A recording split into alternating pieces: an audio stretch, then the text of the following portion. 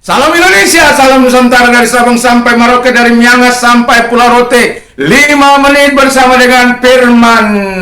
Tuhan Yesus memberkati, mantap.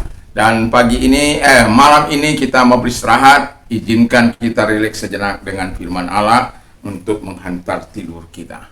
Dan kita akan mendengarkan firman Allah. Sebelumnya kita berdoa. Tuhan Yesus, kami mau hidup dalam kuasa-Mu, dalam kuasa Roh Kudus saja. Di dalam nama Yesus kami bersyukur dan berdoa. Haleluya, amin. Puji nama Tuhan. Dalam Lukas 24 ayat 49, dan aku akan mengirimkan kepadamu apa yang dijanjikan Bapakku, tapi kamu harus tinggal dalam kota ini sampai kamu diperlengkapi dengan kekuasaan dari tempat yang maha tinggi.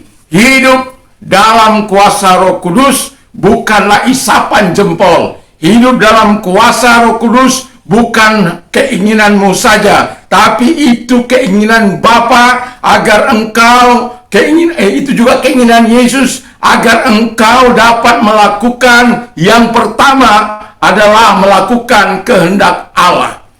Jadi kalau kita hidup dalam kuasa Roh Kudus, maka kita dapat melakukan kehendak Bapa. Karena dengan kekuatan kita tidak akan mampu hidup dalam dunia yang jahat ini dengan kebaikan dan kebenaran.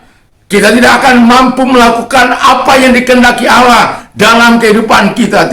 Kita tidak akan mampu menjaga kekudusan hidup kita. Mata kita, pikiran kita, hati kita, tubuh kita, lidah kita banyak kali menjerat kita untuk melakukan apa yang dibenci oleh Tuhan. Tetapi apabila engkau hidup dalam kuasa Roh Kudus, maka Tuhan akan melakukan yang terbaik.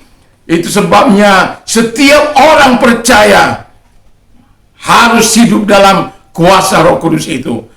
Itulah sebabnya kalau engkau lihat orang-orang percaya puluhan tahun hidup dalam iman mereka kepada Kristus, tetapi tidak memiliki kuasa karena mereka tidak menyadari betapa pentingnya hidup dalam kuasa Roh Kudus. Saya mau katakan, tanpa kuasa Roh Kudus dalam hidupmu, engkau tidak akan dapat melakukan kehendak Allah. Jadi hiduplah sesuai yang dikehendaki oleh Tuhan dalam hidupmu.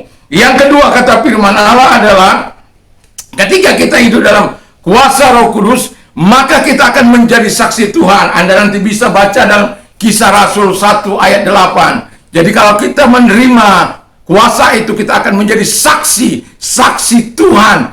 Dimanapun kita ada, kita bisa menjadi saksi. Dan pada waktu itu para murid-muridnya diberikan kuasa untuk menjadi saksi dalam situasi yang tidak mengenakan di Yerusalem, di Yudea, di Samaria, sampai ke ujung bumi. Wow, itu karena Tuhan Roh Kudus menyertai gereja mula-mula. Jadi hidup dalam kuasa Roh Kudus itu, engkau menjadi saksi. Yang ketiga, ketika engkau hidup dalam kuasa Roh Kudus, engkau hidup dalam kuasa untuk melakukan mujizat demi mujizat. Dan saya yakin dan percaya ini yang membuat kita bergairah di dalam Tuhan. Ini yang membuat kita ketika kita melihat perkara-perkara besar, jawaban-jawaban doa yang diberikan oleh Yesus, bukan karena kebaikanmu, bukan juga karena kehebatanmu, tetapi karena kasih karunia Allah. Dan kalau Anda baca di dalam Kisah Rasul 6 ayat 8, bagaimana Stefanus diberikan karunia, diberikan kuasa untuk melakukan mujizat demi mujizat, dari satu mujizat yang satu kepada mujizat yang lain. Agar apa?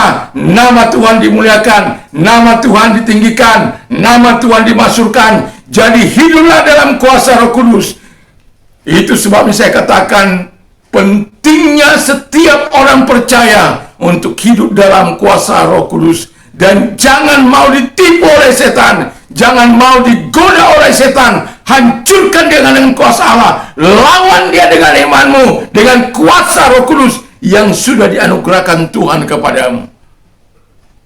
Dan saya yakin dan percaya dengan kuasa itu pula lah kita memberikan kemuliaan bagi Bapa.